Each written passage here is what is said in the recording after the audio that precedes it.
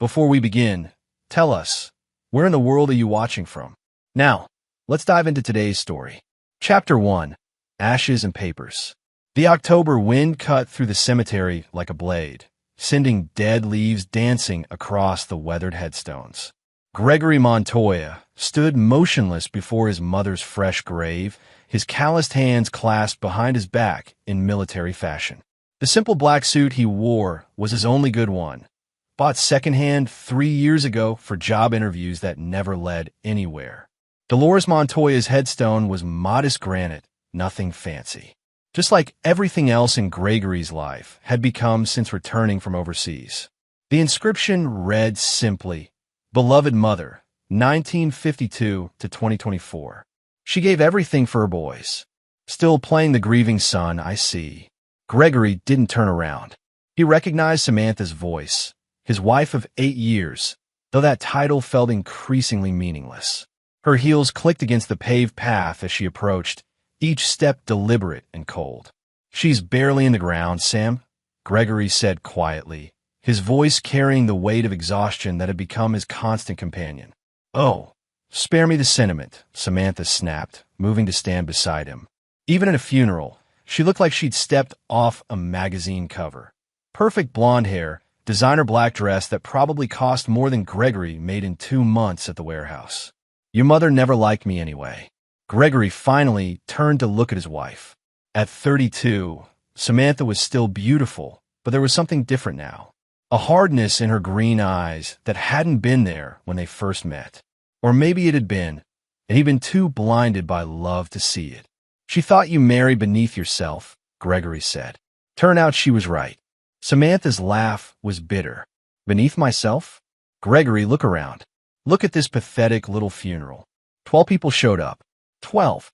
Your mother died with nothing, and you're well on your way to the same fate." She reached into her designer handbag and pulled out a manila envelope, thick with papers.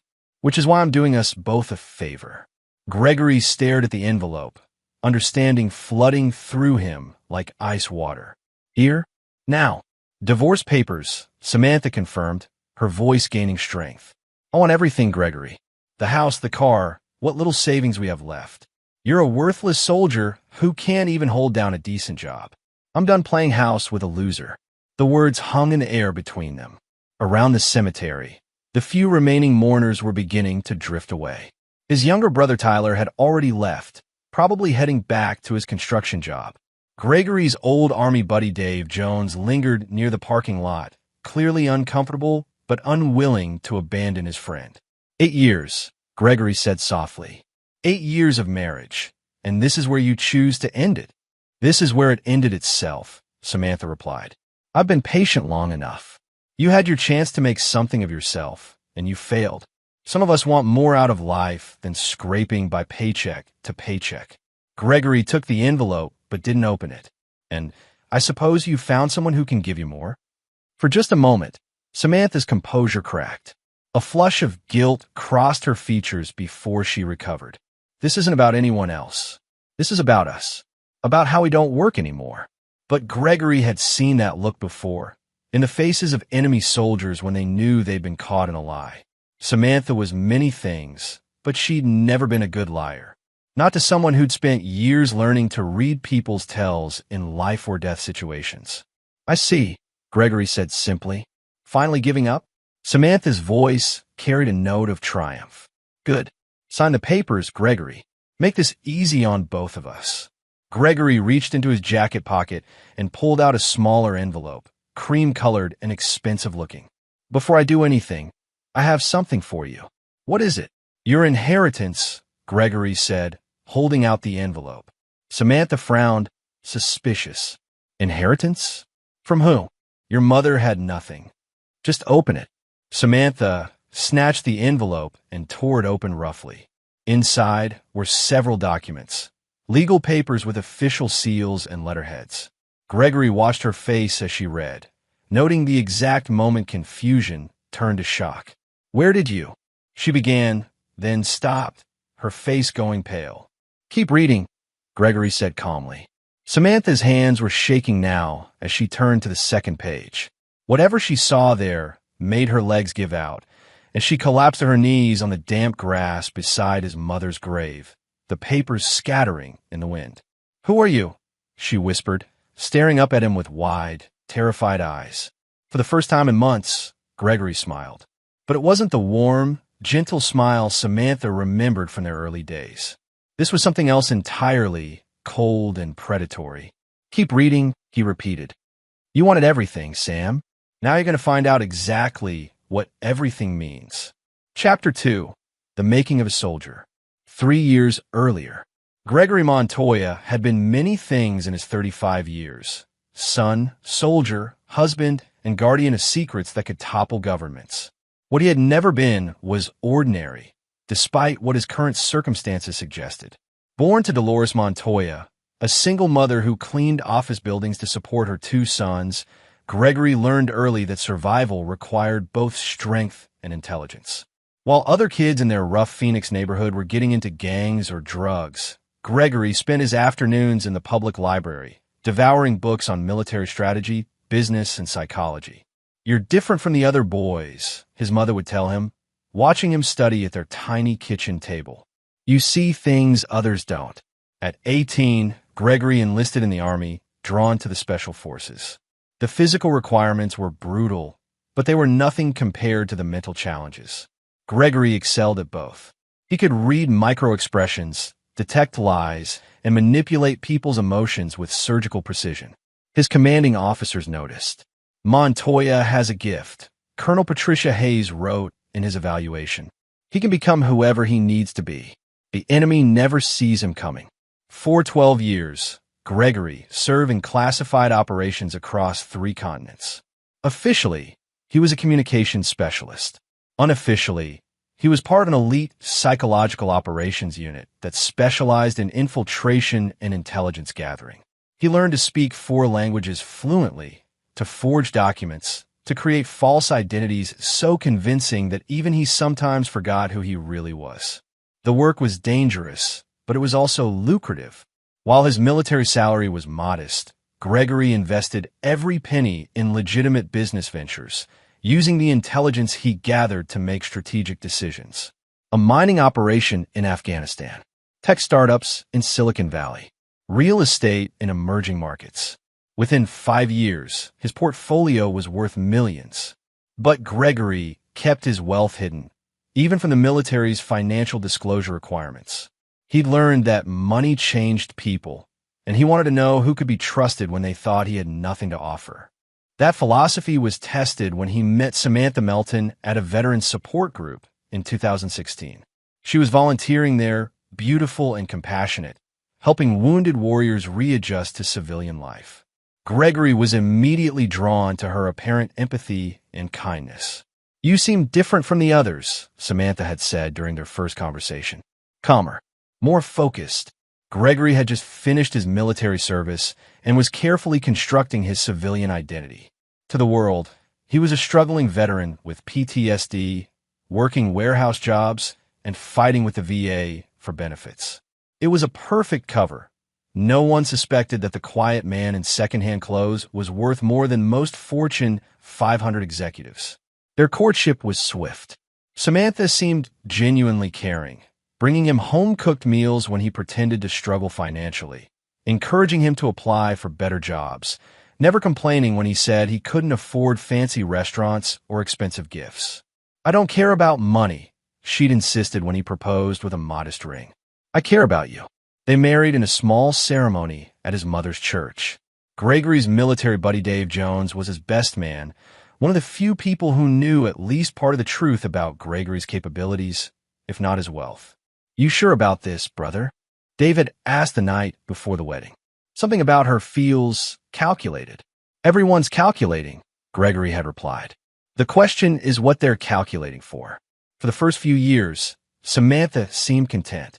She worked as a medical receptionist while Gregory maintained his cover, taking jobs at warehouses and loading docks. He deposited his modest paychecks into their joint account, while his real wealth accumulated in hidden offshore accounts and shell corporations. But as time passed, Gregory began to notice changes. Samantha grew more critical of their lifestyle, more resentful of their financial limitations. She started working late more often, claiming extra shifts at the medical clinic. She became secretive about her phone, protective of her computer. Gregory's training kicked in. He began surveillance, not the high-tech government variety, but simple observation. Samantha was having an affair with Dr. Brad Mullen, one of the physicians at her clinic. Mullen was everything Gregory appeared not to be. Wealthy, successful, driving a BMW, and living in a mansion in Scottsdale. The betrayal cut deeper than any physical wound Gregory had received in combat. Not because he loved Samantha. He realized now that what he'd felt was more projection than genuine emotion, but because she had proven his worst suspicions about human nature. Given the choice between loyalty to a struggling veteran and the easy wealth of a successful doctor, she chose wealth. Gregory could have confronted her immediately, could have revealed his true financial status, and fought for the marriage. Instead, he chose to wait and watch. If Samantha was capable of this level of deception, he wanted to know exactly how far she would go.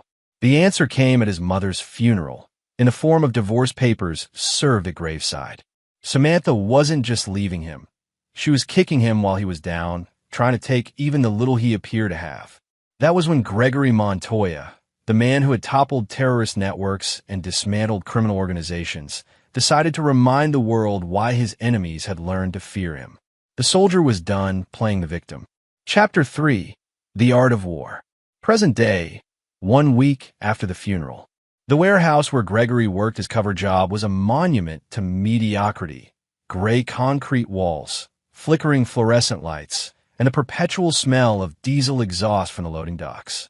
For 3 years, Gregory had punched a time clock here, lifted boxes, and endured the subtle condescension of supervisors half his age. It was perfect camouflage. Now, sitting in his beat-up Honda Civic during lunch break, Gregory reviewed the intelligence files spread across his passenger seat. Old habits died hard, and information warfare had always been his specialty. Dr. Bradley Mullen was a creature of habit and ego. 42 years old, divorced once already, currently the head of cardiology at Desert Ridge Medical Center. His social media was a testament to his narcissism. Photos of his BMW, his golf handicap, expensive dinners at trendy restaurants.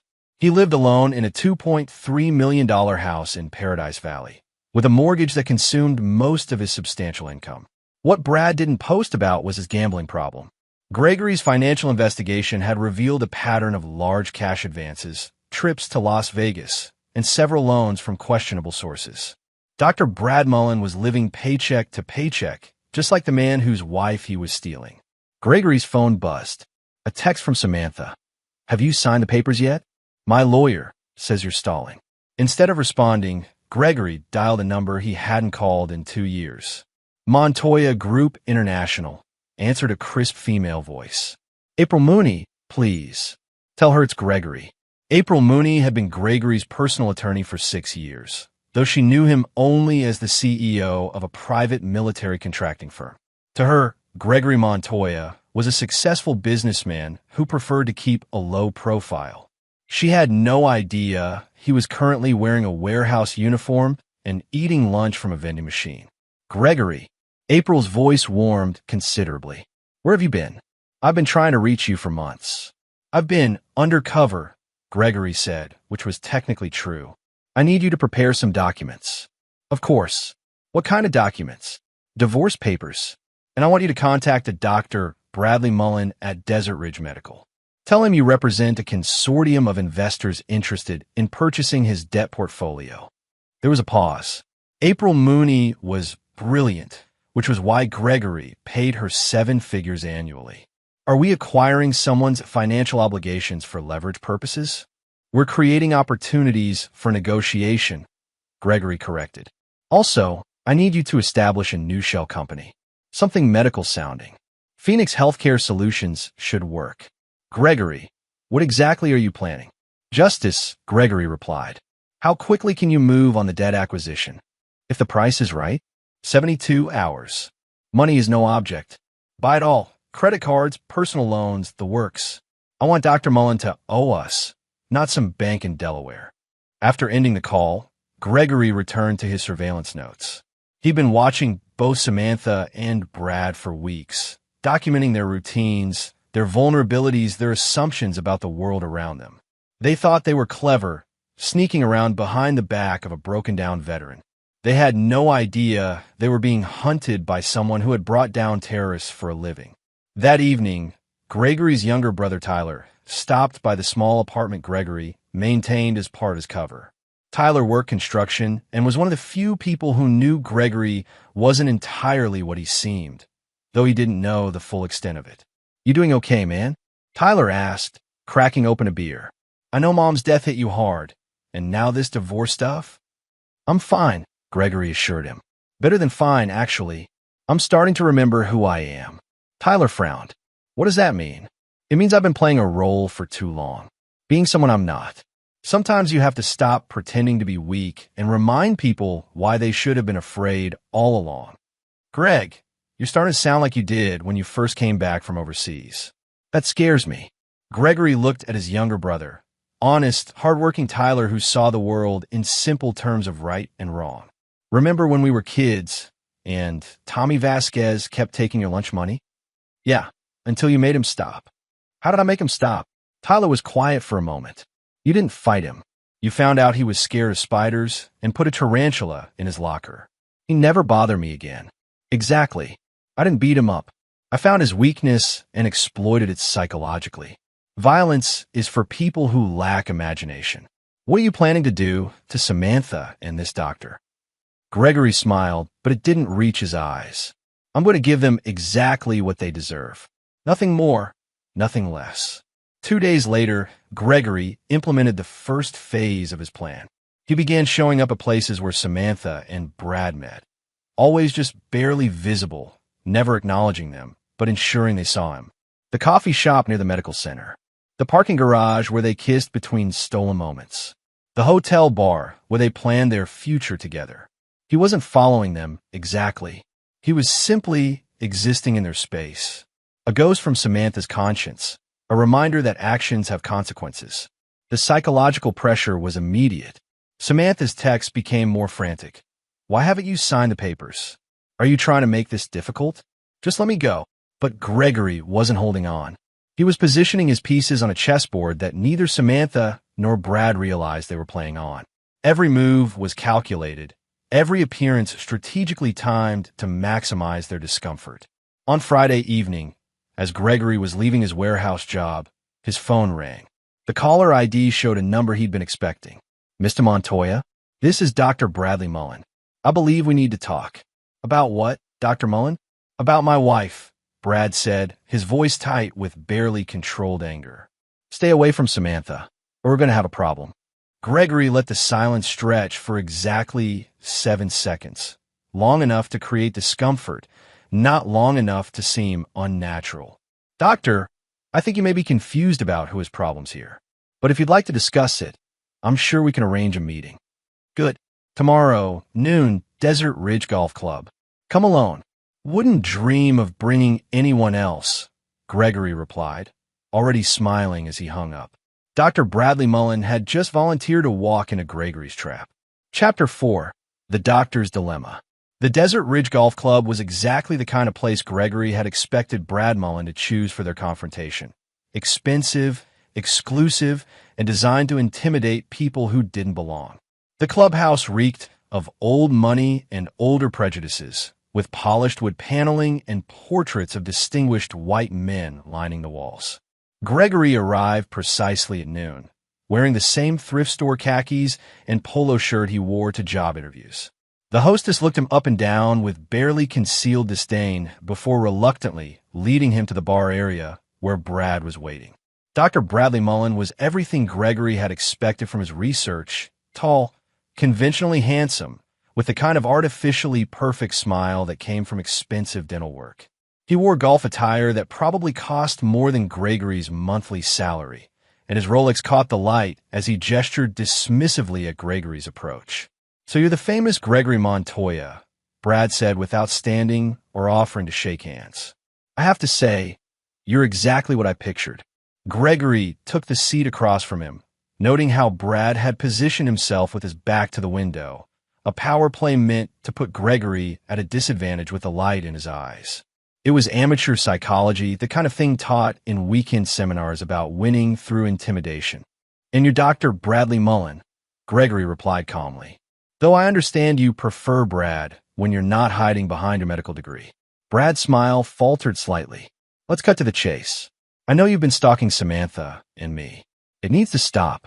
"Stalking is a strong word," Gregory said, signaling the bartender for a coffee.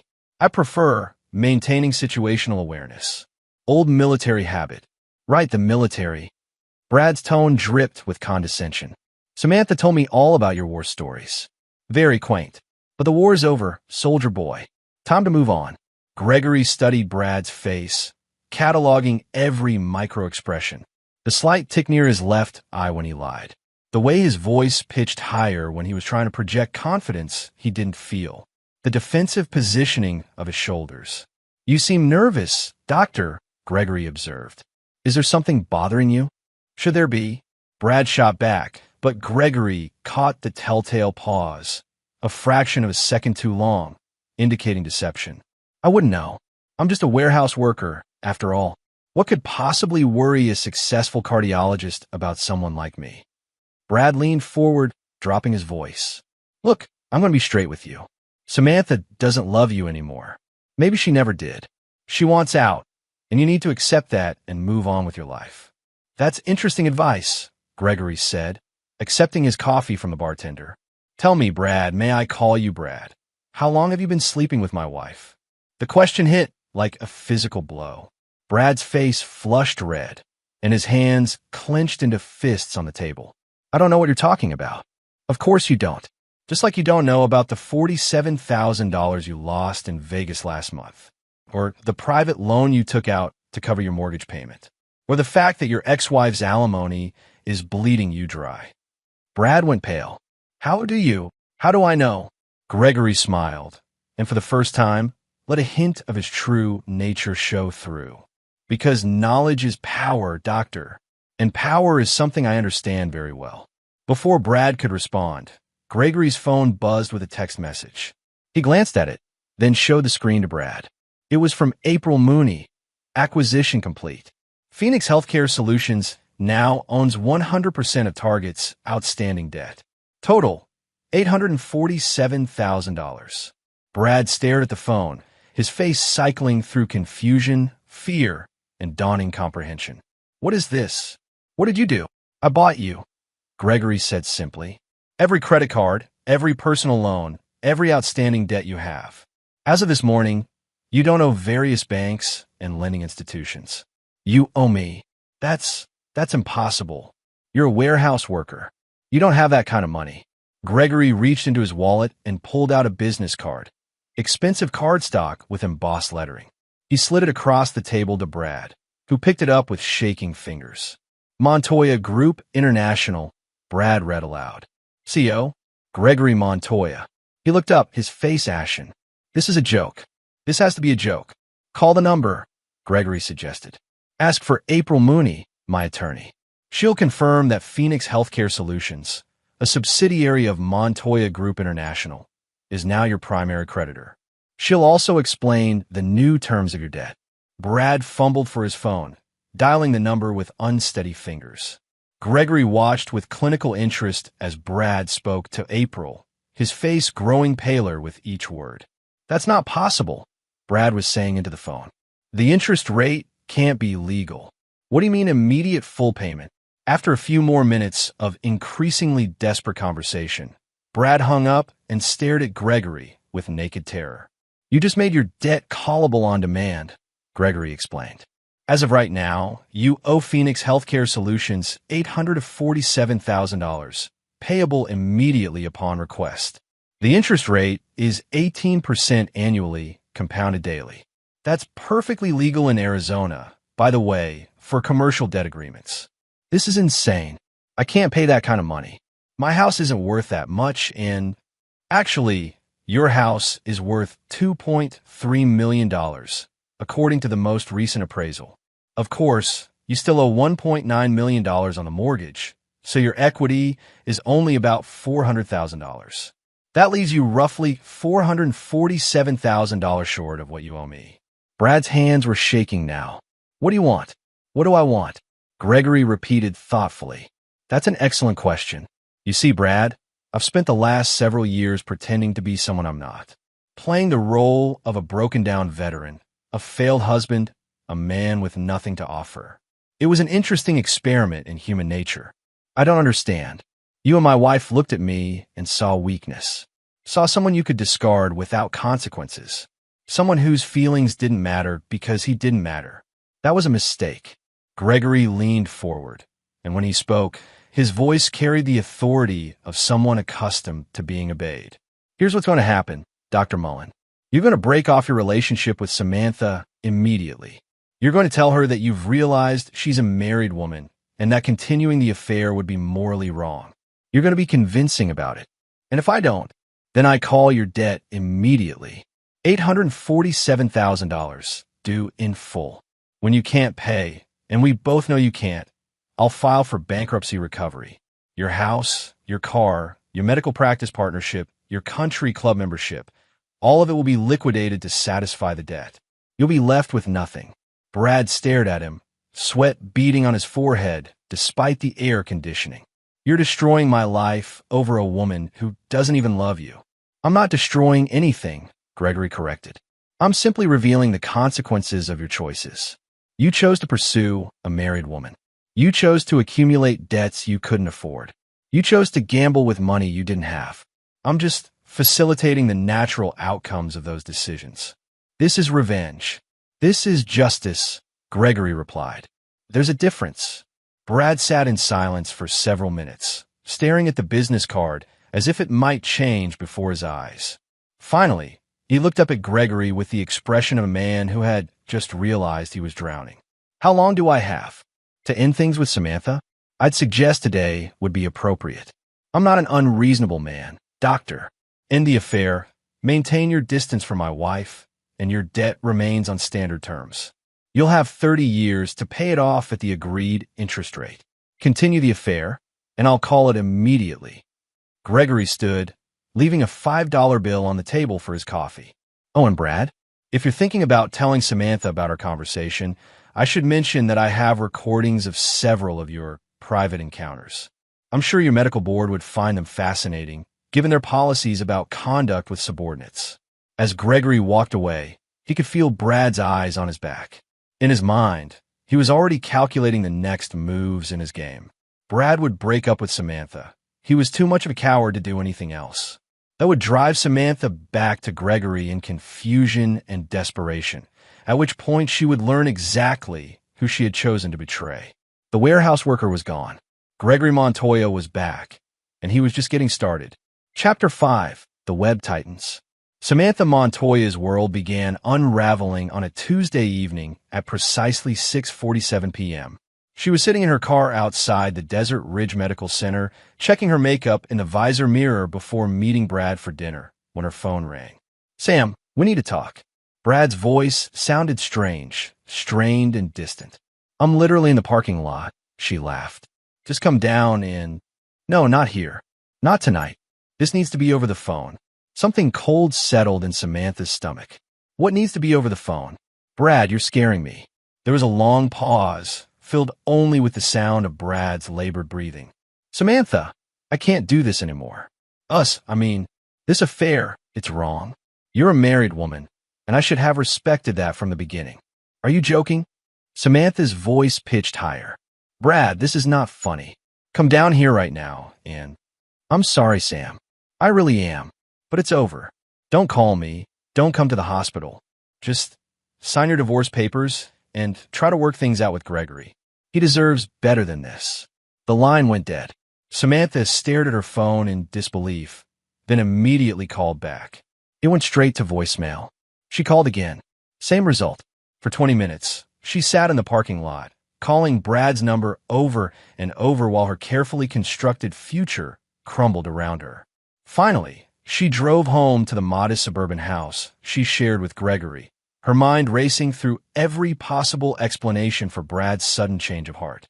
Gregory was sitting at the kitchen table when she walked in, still wearing his warehouse uniform, and eating a sandwich that looked like it came from a gas station. The sight of him, ordinary, unremarkable, defeated, suddenly filled her with a rage she couldn't contain. "You did something," she accused, throwing her purse on the counter. "Whatever happened with Brad? You're behind it." Gregory looked up from his sandwich with mild curiosity. "I'm behind what? And who's Brad? Don't play dumb with me, Gregory." "Dr. Mullen, you know exactly who I'm talking about." "Oh, your boyfriend?" Gregory nodded thoughtfully. "The one you've been sneaking around with for 8 months? That Brad." Samantha's face went white. "How did you?" "I'm not stupid, Sam. Distant, maybe. Depressed, probably. But not stupid." Gregory set down his sandwich and studied his wife with the same clinical detachment he might show a laboratory specimen. "Working late at the clinic every night, new clothes you can't afford, that little smile you get when you're texting someone who isn't me. Did you really think I wouldn't notice? If you knew, why didn't you say anything?" "Because I want to see how far you'd go," Gregory replied. "Turns out, the answer is divorce papers at my mother's funeral." That was quite a performance, by the way. Really drove the knife home. Samantha's initial shock was giving way to defensive anger. "Maybe if you'd been the husband I needed instead of this pathetic shell of a man, I wouldn't have had to look elsewhere." "The husband you needed," Gregory repeated slowly. "Tell me, Sam, what kind of husband did you need? One with money? Status? A nice car and a big house?" "I needed a man with ambition, with drive, someone who wanted to build a life instead of just existing in this mediocre suburban purgatory you call happiness." Gregory nodded as if she'd confirmed something important. "So it was about money. It was about respect." Samantha shouted, "Do you know what it's like being married to someone who works in a warehouse? Who drives a 15-year-old Honda and shops at thrift stores?" "I'm 32 years old, Gregory. This isn't the life I wanted." "And Dr. Mullen offered you the life you wanted?" "Yes. He offered me partnership in a medical practice, a house in Paradise Valley, vacations in Europe, children who wouldn't be embarrassed by their father's job." Samantha trailed off, realizing she'd said too much. "Children," Gregory said quietly. "You were planning children with him. We were planning a future, something you've never been able to do." Gregory stood up slowly, and for the first time in months, Samantha saw something dangerous flicker in his eyes. "Sam, do you know what I did in the military?" "You were a communications specialist. You've told me 100 times. That's what it said on my official record. Do you know what I actually did?" Something in his tone made Samantha step backward. "What are you talking about?" "I was a psychological operations specialist. My job was to study people, find their weaknesses, and exploit them. I was very good at it." Gregory moved closer, and Samantha found herself backing toward the wall. "For 8 years, I've been studying you, Sam.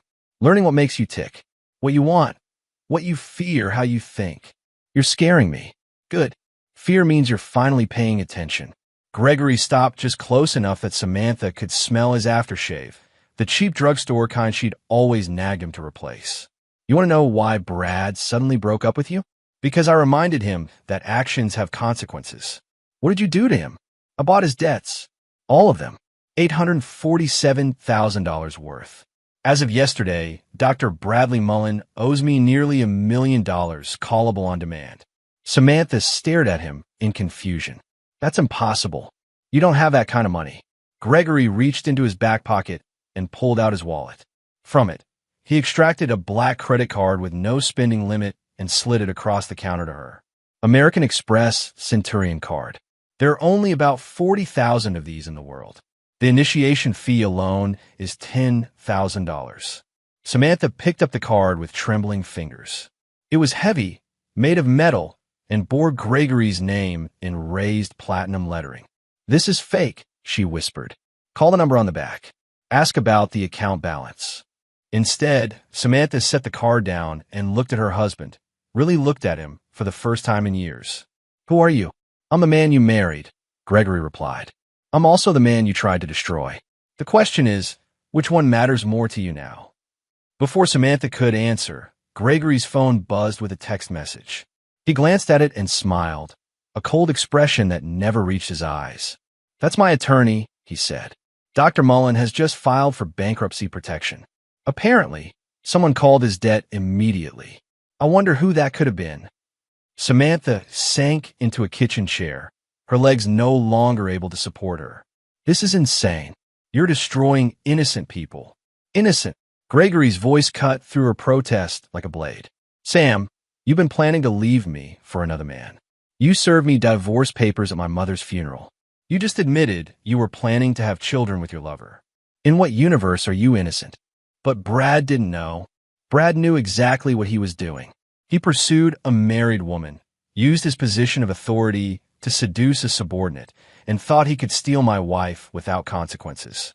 He was wrong. Gregory moved to the refrigerator and pulled out a beer, popping it open with casual indifference. Here's what's going to happen next, Sam. You're going to withdraw those divorce papers. You're going to stop seeing Dr. Mullen. Not that he'll want to see you anyway, given his current financial difficulties. And you're going to think very carefully about whether you want to remain married to a warehouse worker or to someone else entirely. What do you mean, someone else? Gregory smiled, and this time there was genuine amusement in it. I mean, you're about to discover exactly who you married 8 years ago. Fair warning, you might not like what you find. As if on cue, there was a knock at the front door. Gregory glanced at his watch. Right on time. Who is that? Your inheritance, Gregory said, walking toward the door. The one I mentioned at the cemetery. I think it's time you learned about your husband's family business. Through the front window, Samantha could see a black Mercedes sedan in their driveway and a woman in an expensive suit standing on their doorstep. Nothing about this moment fit with the reality she thought she knew. Gregory opened the door, and the woman stepped inside with the confidence of someone accustomed to deference. Mrs. Montoya, she said, extending a manicured hand to Samantha. I'm April Mooney, your husband's attorney. We have quite a lot to discuss. As the implications began to sink in, Samantha realized that everything she thought she knew about her life had been carefully constructed lies. The only question now was whether Gregory was saving her from her mistakes or about to bury her beneath them. Chapter 6. Revelations and Reckonings. April Mooney commanded the modest living room like a boardroom, her $3,000 suit and Hermes briefcase transforming the space from suburban ordinary to something approaching corporate significance. She arranged her documents on the coffee table with methodical precision while Samantha sat frozen on the couch, still processing the seismic shift in her reality. Before we begin, April said, adjusting her wire-rimmed glasses, I should clarify my role here. For the past 6 years, I've represented Montoya Group International and its various subsidiaries. This is the first time I've had the pleasure of meeting the CEO's wife. CEO? Samantha's voice cracked on the word.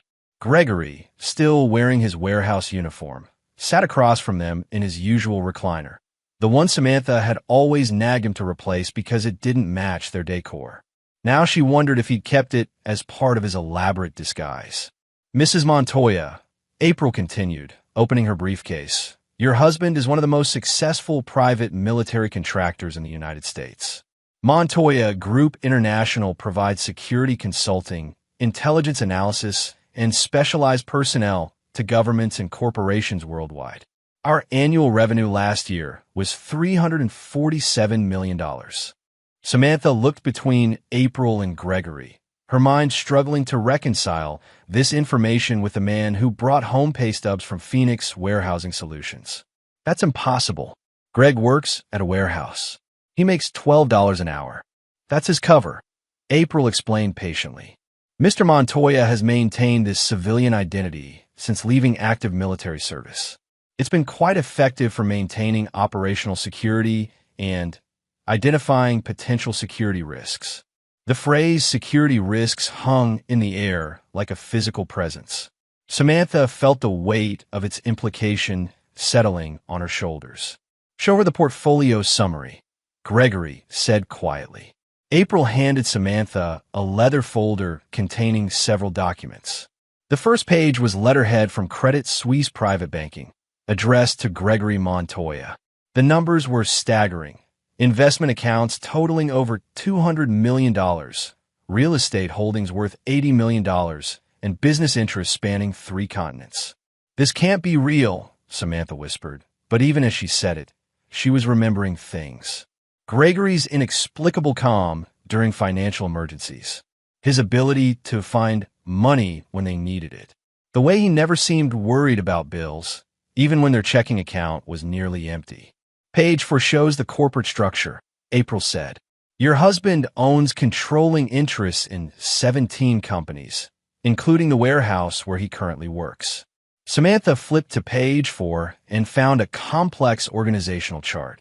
At the top was Montoya Holdings, with Gregory listed as sole owner. Below it, dozens of subsidiaries branched out like a family tree.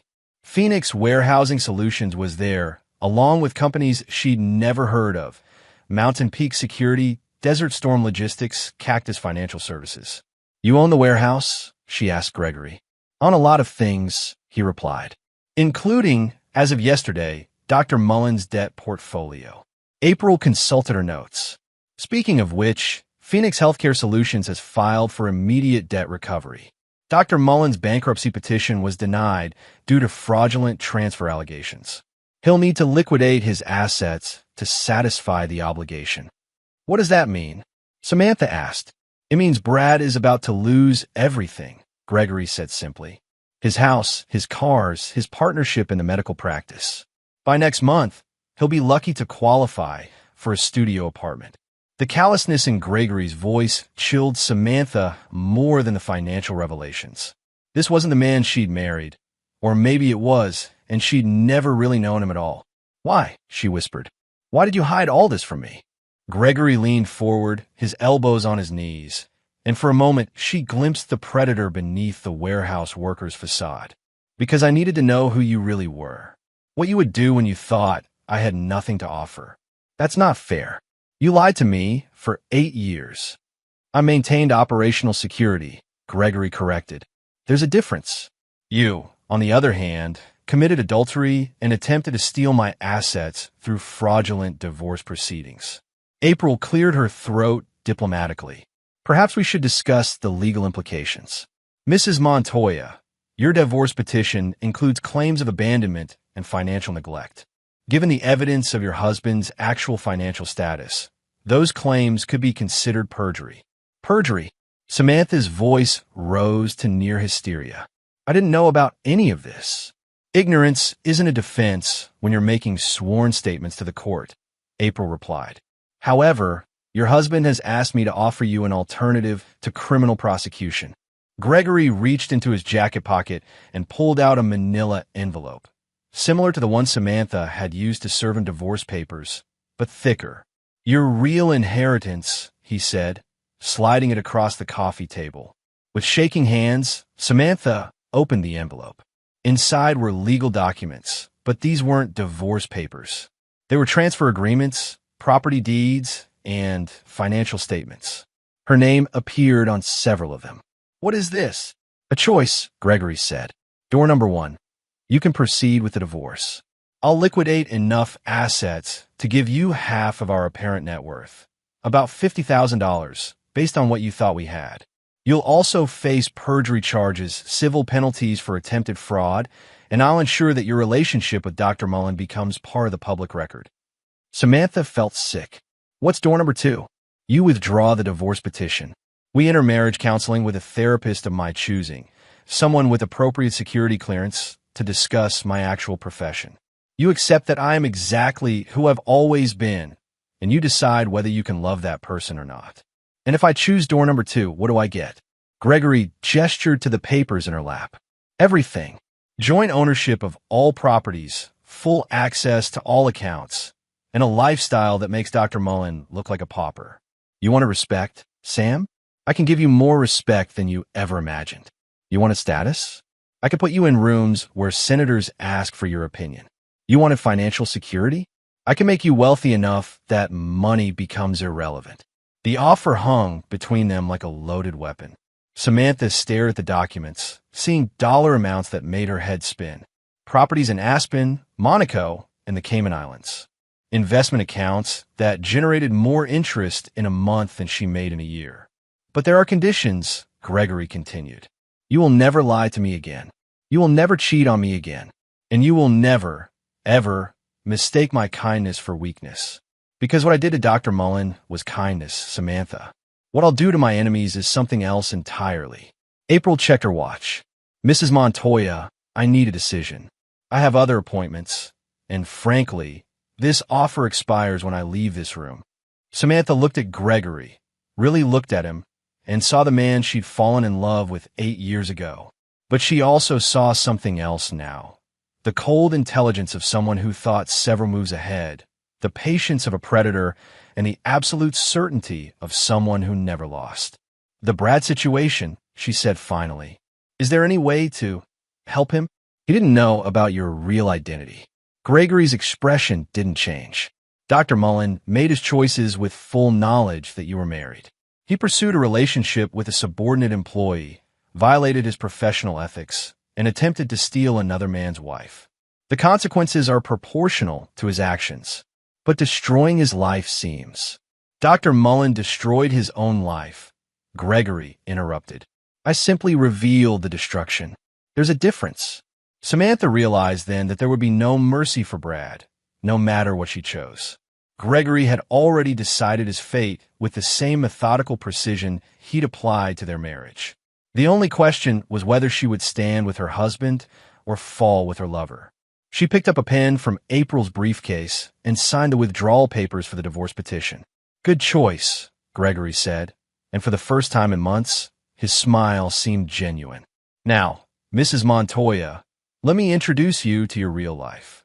As April gathered her documents and prepared to leave, Samantha felt the weight of her new reality settling around her like an expensive coat. She had everything she'd thought she wanted: wealth, status, power. She also had a husband who had just demonstrated that crossing him carried consequences she couldn't have imagined. The warehouse worker was gone. In his place sat a man who controlled fortunes and destroyed enemies with equal ease. Whether he was her salvation or her greatest threat remained to be seen. Chapter 7. The Reckoning. 2 weeks later, the Montoya estate in Paradise Valley was a monument to carefully concealed wealth. 8,000 square feet of modern architecture nestled behind 12-foot walls and sophisticated security systems. Samantha had driven past houses like this 1,000 times, never imagining she would live in one. Now, standing in the marble-floored foyer, she felt like an imposter in her own life. The staff will be here tomorrow, Gregory explained, leading her through rooms that belonged in architectural magazines. Housekeeping, groundskeeping, security. I've kept the permanent staff to a minimum for operational reasons, but we'll need full coverage now that you're part of the program. Part of the program? Samantha was still adjusting to Gregory's transformation. Gone were the thrift store clothes and defeated posture. In their place was a man who wore $5,000 suits with casual ease and commanded attention without raising his voice. My public identity, Gregory clarified. Mrs. Montoya, wife of a successful defense contractor. There will be social obligations, charity events, business dinners. People will be watching you, evaluating you, looking for weaknesses they can exploit. The word weaknesses carried particular weight coming from Gregory. Over the past 2 weeks, Samantha had learned exactly how her husband identified and exploited such vulnerabilities. Dr. Bradley Mullen's fall had been swift and comprehensive. His medical partnership was dissolved when Phoenix Healthcare Solutions called his personal guarantees. His house was in foreclosure, his cars repossessed, his country club membership terminated. Samantha had driven past his apartment complex, a modest 2-bedroom unit in Tempe that was a far cry from his former mansion. Is he? She had asked Gregory that morning, unable to finish the question. Alive? Yes. Destroyed? Absolutely. Learned his lesson? We'll see. Now, standing in what was apparently her new dining room, Samantha wondered if she had learned hers. There's something else, Gregory said, pouring himself a glass of whiskey from a crystal decanter. Someone's been asking questions about you. About us. What kind of questions? The kind that suggest Dr. Mullen hasn't accepted his new circumstances as gracefully as I'd hoped. A chill ran down Samantha's spine. What do you mean? Gregory activated a tablet mounted on the wall, bringing up a series of security camera feeds. This morning, Brad hired a private investigator. This afternoon, that investigator began surveilling our old house. Tonight, they followed you to the grocery store. On the screen, Samantha could see herself walking into a Whole Foods, unaware that a nondescript sedan was recording her movements. Why would Brad do that? Because he's desperate, Gregory replied. He's lost everything, and he's looking for someone to blame other than himself. You're the most obvious target. What can he do? I mean, legally? Gregory's laugh was cold. Sam, you're thinking like a civilian. Brad isn't concerned with legality right now.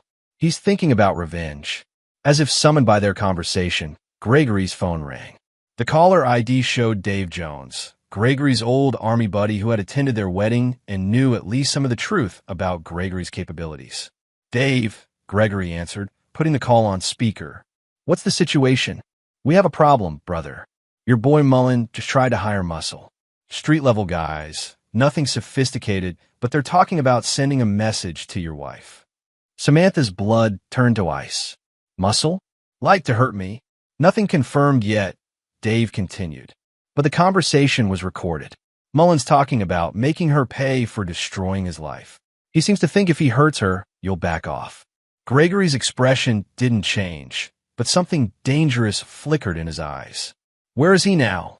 Home. The apartment in Tempe. My sources say he's been drinking heavily, making increasingly aggressive statements about you and Samantha. I see. Gregory's voice was perfectly calm, which somehow made it more frightening.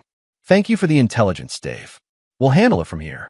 After ending the call, Gregory walked to a wall safe hidden behind what appeared to be decorative paneling. He entered a code and withdrew several items. A pistol, which he checked and holstered, a tablet containing various documents, and a small device that looked like a garage door opener. Where are you going? Samantha asked, though part of her already knew. To have a conversation with Dr. Mullen, Gregory replied, shrugging on a jacket that concealed his weapon. He seems to have misunderstood the nature of our agreement. Greg, you can't just... Can't what? He turned to face her, and for the first time since their reconciliation, Samantha saw the soldier he'd once been. Can't protect my wife? Can't respond to threats against my family? What exactly can I do, Sam? I just meant, maybe we should call the police. And tell them what? That a man you were having an affair with is now threatening you? That your husband isn't really a warehouse worker, but a private military contractor with the resources to destroy people's lives? How do you think that conversation would go? Samantha realized he was right. Their situation was far too complex for conventional law enforcement. Then what are you going to do to him? Gregory considered the question seriously. That depends entirely on Dr. Mullen. If he's reasonable, we'll have a civilized discussion about boundaries and consequences. If he's not, he left the sentence unfinished, but the implications hung in the air like smoke. I want to come with you, Samantha said suddenly. Absolutely not. He's threatening me because of our relationship. I should be part of resolving it. Gregory studied her for a long moment. Sam, what I'm about to do isn't something you want to witness. The man you married, the kind, patient warehouse worker, he was real, but he was also just one facet of who I am. The other facets aren't as pleasant. I need to see, she insisted. I need to understand who you really are. After a long pause, Gregory nodded. Fine, but you follow my instructions exactly, and you don't interfere no matter what you see. Understood. Understood. As they drove through the Phoenix night toward Brad's apartment, Samantha reflected on the journey that had brought her here.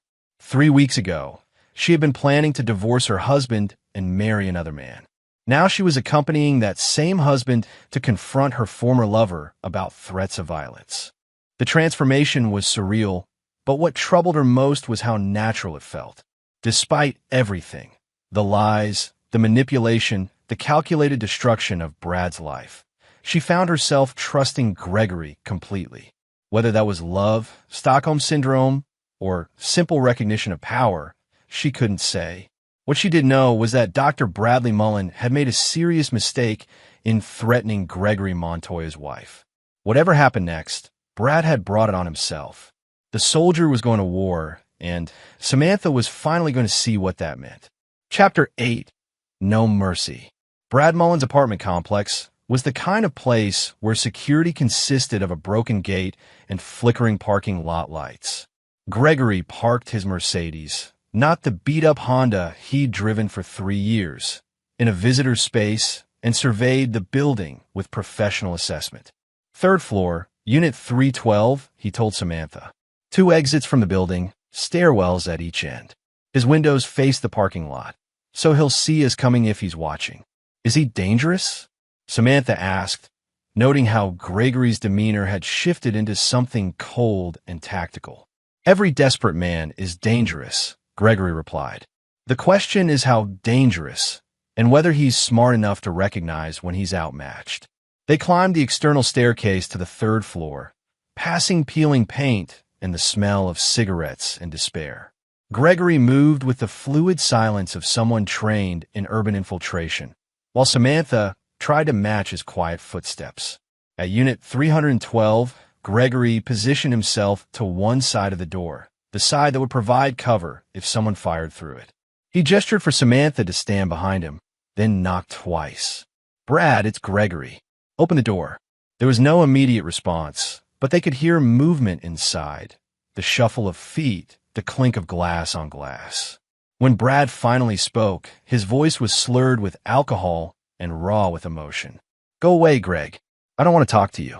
"That's unfortunate," Gregory replied conversationally, "because we really need to discuss your recent conversation with some unsavory individuals about my wife." Silence. Then the sound of multiple locks being undone. Brad opened the door, but left the security chain attached, peering out through the 3-inch gap. He looked terrible, unshaven, bloodshot eyes, wearing the same clothes he'd probably slept in. The smell of whiskey and unwashed bodies wafted through the opening. "I didn't do anything," Brad said, not meeting Gregory's eyes. "You hired Rico Vasquez and Miguel Santos to send a message to Samantha," Gregory stated matter-of-factly. "You offered them $5,000 to hurt her badly enough that I would understand the consequences of destroying your life." "That's not. I never said hurt her. I just wanted to scare." "Brad," Gregory interrupted gently, "remove the chain and let us in. We need to have this conversation properly. I don't have to let you in. This is my home." Gregory smiled, and something in that expression made Brad step backward. "Your home? Brad, you're 3 months behind on rent. Tomorrow morning, Phoenix Property Management, a subsidiary of Montoya Holdings, will file eviction proceedings. Your home is whatever I choose to let you keep." The implications hit Brad like a physical blow. "You own this building too?" "I own a lot of buildings." "Remove the chain, Brad." With shaking hands, Brad undid the security chain and opened the door. The apartment was a disaster.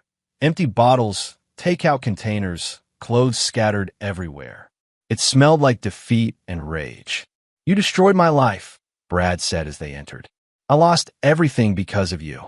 "No," Gregory corrected, moving to the center of the small living room while keeping his hands visible and ready. "You lost everything because you made poor choices. I simply revealed the consequences of those choices." "Poor choices." Brad's voice rose to a shout. "I fell in love. That's not a crime." "You pursued a married woman," Gregory replied. "You violated your professional ethics. You accumulated debts you couldn't afford. You gambled with money you didn't have. Those were choices, Brad. Each one led to the next." Samantha watched the exchange from near the door, seeing her former lover through new eyes. The confident, successful doctor she'd been attracted to was gone, replaced by this broken, desperate man. She felt pity for him, but also a growing understanding of Gregory's methods. "What do you want?" Brad asked, slumping into a chair that had seen better days. "I want you to call Rico and Miguel," Gregory said, producing his phone. "I want you to tell them the job is canceled and that they should forget they ever met you. And if I don't..." Gregory's expression didn't change, but he reached into his jacket and withdrew his pistol, holding it casually at his side. "Then I'll call them myself. Rico Vasquez has outstanding warrants in 3 states. Miguel Santos has been selling drugs to high school students. I imagine the DEA would be very interested in their current activities." Brad stared at the gun, then at Gregory's face. "You'd really destroy them too?" "They're nobody to you. They threatened my wife," Gregory said simply. That makes them somebody to me. This is insane. You can't control everyone's life like this. Can't I? Gregory tilted his head slightly. Brad, in the past month, I've destroyed your career, eliminated your wealth, and reduced you to living in this apartment that I also happen to own. If you think there are limits to what I can do, you haven't been paying attention. The weight of Gregory's power settled over the room like a heavy blanket.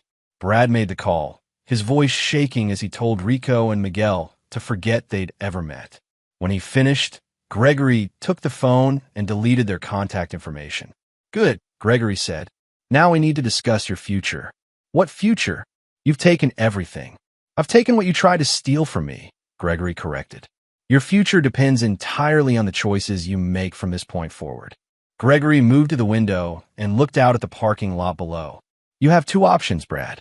Option 1, you leave Phoenix tonight. You drive to another state, find another job, and build a new life somewhere else. You never contact Samantha again, you never mention my name to anyone, and you never return to Arizona. And option 2, Gregory turned back to face him, and his expression was utterly cold. You stay, and I finish what I started. Within a week, you'll be unemployed, homeless, and facing criminal charges for conspiracy to commit assault. Within a month, you'll be in prison, where I'm sure the other inmates will be very interested to learn about your threats against a woman. That's not a choice. That's extortion. That's consequences, Gregory replied. You threatened my wife, Brad.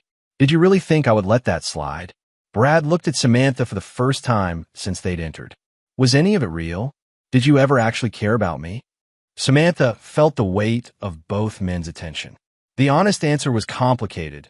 She had cared about Brad, but mainly for what he represented. Escape from a life she thought was beneath her. Now, seeing him broken and desperate, she realized that what she'd felt was attraction to his status, not love for the man himself. I thought I did, she said finally, but I was wrong about a lot of things. Brad's face crumbled. I lost everything for you. My career, my house, my future. And it meant nothing to you. You lost everything because you tried to take what wasn't yours, Gregory said firmly. Just like you're trying to blame Samantha for your choices instead of accepting responsibility for them. Gregory holstered his weapon and pulled out a business card.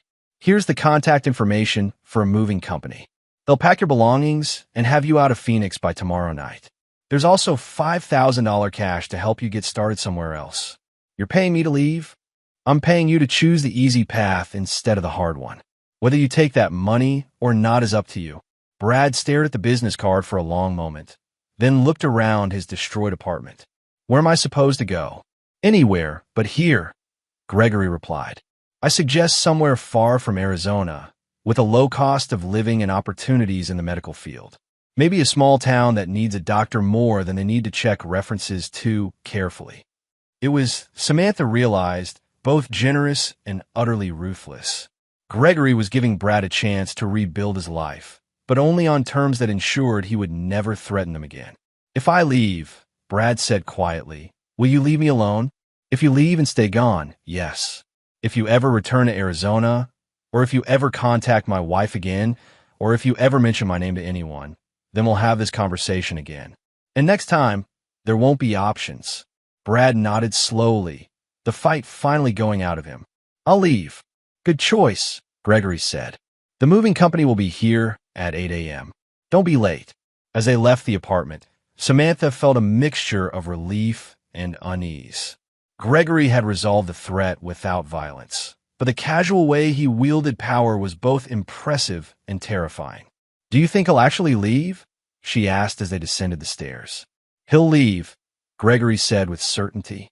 Men like Brad always choose survival over principle when it comes down to it. And if he doesn't, Gregory's smile was cold as winter. Then he'll learn that I was being kind tonight. As they drove away from the apartment complex, Samantha understood that she had witnessed something important. Her husband's version of mercy. It was efficient, final, and absolute, but it was mercy nonetheless. Dr. Bradley Mullen would live, but his life in Phoenix was over. The man who had tried to steal Gregory's wife and then threatened her with violence would spend the rest of his days looking over his shoulder, knowing that his survival depended on never crossing Gregory Montoya again. The soldier had won without firing a shot, and his enemies had been scattered to the winds. Chapter 9. The Price of Everything. 6 months later, the Montoya Foundation's annual charity gala was the kind of event that made Phoenix's social elite scramble for invitations. Held at the Four Seasons Resort, it raised money for veteran services while showcasing the city's most influential power brokers. Samantha moved through the crowd in a $15,000 designer gown, accepting compliments and making small talk with senators, CEOs, and society wives who treated her with the deference reserved for serious money. Mrs. Montoya approached Margaret Caldwell, the mayor's wife. "I wanted to thank you personally for the foundation's contribution to the Children's Hospital. $500,000 will make such a difference." "It's our pleasure," Samantha replied with practiced grace. "Gregory believes strongly in supporting our community." As if summoned by his name, Gregory appeared at her side, resplendent in a tuxedo that cost more than some people's annual salary. To the gathered elite, he was exactly what he appeared to be, a successful defense contractor who had built an empire through intelligence and determination. "Ladies," Gregory said, nodding to Margaret and her companions, "I hope you're enjoying the evening." "Wonderful event, as always," Margaret gushed. "Your wife was just telling us about the hospital donation." "Just doing our part," Gregory replied modestly. "Arizona has been good to us. It's important to give back."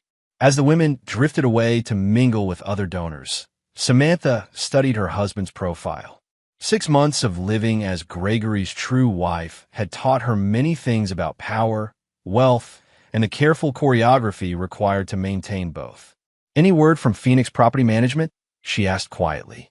"The Tempe building is fully leased again," Gregory replied. "No issues with the new tenants." It was their coded way of discussing Brad Mullen, who had indeed left Arizona and never returned. Gregory's network of contacts occasionally provided updates. Brad was working at a rural clinic in Montana, living quietly and making no trouble for anyone. The message had been received and understood. In the other matter, Gregory's expression darkened slightly. "Tyler's still refusing to accept help with his construction business. He thinks I'm trying to buy his loyalty." This was the one relationship Gregory hadn't been able to control or repair. His younger brother Tyler had learned the truth about Gregory's wealth and felt betrayed by years of deception. Despite Gregory's attempts to share his fortune, offers to invest in Tyler's construction company, to pay off his mortgage, to provide opportunities, Tyler had cut off contact entirely. "He'll come around," Samantha said, though she wasn't certain she believed it. "Maybe. Or maybe some bridges can't be rebuilt once they're burned." It was a rare admission of vulnerability from Gregory, and Samantha found herself genuinely moved by his pain. Tyler's rejection seemed to hurt Gregory more than all his enemies' attempts at revenge combined.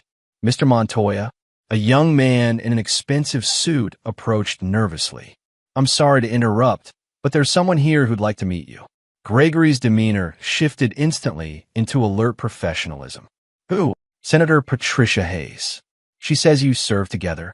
Colonel Hayes, now Senator Hayes, had been Gregory's commanding officer during his most classified operations. Her presence at a civilian charity event meant either a coincidence or something more significant. "Of course," Gregory said smoothly. "Where is she?" They were led to a private terrace overlooking the resort's golf course, where a distinguished woman in her early 60s stood alone, gazing at the desert landscape. "Gregory Montoya," she said without turning around. "Or should I say, warehouse worker?" "Ma'am," Gregory replied formally. "It's good to see you again." Senator Hayes turned to face them, her sharp eyes taking in Gregory's transformation and Samantha's presence. "Quite a change from the last time we met. That was a supply depot in Kandahar, if I recall correctly." "Different circumstances," Gregory agreed. "Indeed." Hayes extended her hand to Samantha. "You must be the famous Mrs. Montoya. I've heard interesting things about your marriage." Samantha felt like she was being evaluated by a particularly dangerous predator. "Senator Hayes, Gregory's mentioned you." "I'm sure he has." "Gregory, might I have a word?" "Privately." Gregory glanced at Samantha, who nodded and moved to the far end of the terrace, still within sight but out of earshot. Your transition to civilian life has been eventful, Hayes said quietly. We've been monitoring the situation with Dr. Mullen. Impressive work, though perhaps a bit heavy-handed for domestic issues. He threatened my wife, Gregory replied simply. Yes, well, that's actually why I'm here. We have a situation developing that might benefit from your particular skill set. Off the books, of course. Gregory was quiet for a moment. I'm retired, ma'am. Are you? Because from where I sit, it looks like you've simply changed theaters of operation. You've built an impressive cover identity, established extensive financial resources, and demonstrated your ability to neutralize threats effectively. That's not retirement, Gregory. That's evolution. What kind of situation? Hayes smiled coldly. The kind that pays very well and serves national interests. The kind that might require someone with your background to make certain problems disappear permanently. I'm listening. For the next 10 minutes, Hayes outlined a scenario involving international arms dealers, compromised government officials, and threats to national security that couldn't be addressed through conventional channels. The work would be lucrative, tens of millions in compensation, but it would also mean returning to the shadows Gregory had supposedly left behind. Think about it, Hayes concluded. Your country needs you, Gregory. More importantly, your country can pay you what you're worth. After Hayes left, Samantha rejoined Gregory on the terrace. What was that about? A job offer, Gregory said thoughtfully. What kind of job? Gregory looked at his wife. Beautiful, elegant, and finally understanding the true nature of the man she'd married. The kind I used to do. The kind that makes all this possible. He gestured to encompass their wealth and status. Are you considering it? I'm considering whether I can afford not to. Our lifestyle requires capital, Sam. The foundation, the charities, maintaining our position in society. It all costs money. My investments are solid, but they're not infinite. Samantha felt a chill that had nothing to do with the desert evening. What would it mean? This job. It would mean travel, extended absences, situations where you wouldn't be able to contact me for weeks or months at a time. Gregory paused. It would also mean that some people might try to use you to get to me. You need protection, security, protocols for your own safety. Dangerous people? The most dangerous people in the world, Gregory confirmed, but also the most profitable to eliminate. They stood in silence, looking out over the glittering lights of Phoenix. 6 months ago, Samantha had been planning to divorce the warehouse worker she thought she'd married. Now she was contemplating life as the wife of an international operator who killed people for money and patriotism in equal measure. If you take this job, she said finally, what happens to us? To our marriage? Gregory turned to face her, and in his eyes she saw the same cold calculation that had destroyed Brad Mullen and built their fortune. That depends on you, Sam. Can you love a man who does terrible things for good reasons? Can you live with wealth that comes from violence? Can you be the wife of someone who has enemies in governments and criminal organizations around the world? It was, Samantha realized, the final test, not of her loyalty that had been proven when she chose to stay married to him, but of her courage. Gregory was offering her a life of unimaginable luxury and unconscionable danger, power beyond most people's dreams and risks that could destroy them both. Yes, she said without hesitation. I can live with all of it. Gregory smiled, and for the first time in months, it reached his eyes. Then we should probably head back to the party. Senator Hayes will want an answer by morning, and we have appearances to maintain. As they walked back into the gala, Samantha reflected on the journey that had brought them here. She had started as a woman who thought she deserved better than a warehouse worker. Now she was the wife of a man who could topple governments, and had chosen her as his partner in that dangerous work. Gregory had never forgiven her betrayal. She understood that now.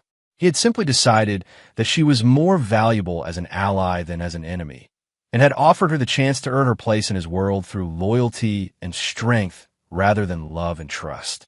It wasn't the marriage she had planned, but it was the one she deserved. And as Gregory's hand found hers in the crowded ballroom, surrounded by Phoenix's elite who had no idea what kind of man they were celebrating, Samantha Montoya smiled and accepted her inheritance. A life of beautiful lies and terrible truths, where the price of everything was paid in other people's blood. The warehouse worker was truly gone now, replaced by something far more dangerous and infinitely more valuable. And his wife would stand beside him, no matter how many enemies they made or how many bridges they burned in pursuit of the power that came from never having to forgive anyone who betrayed them. In the end, Gregory Montoya had given his wife exactly what she'd always wanted: everything. The cost would be paid by their enemies, their betrayers, and anyone foolish enough to mistake mercy for weakness ever again. And there you have it. Another story comes to an end. What did you think? I'd love to hear your thoughts in the comments below. If you enjoy this story, consider joining our community by subscribing. It means the world to us. For more stories like this one, check out the recommended videos on screen, and I'll see you there.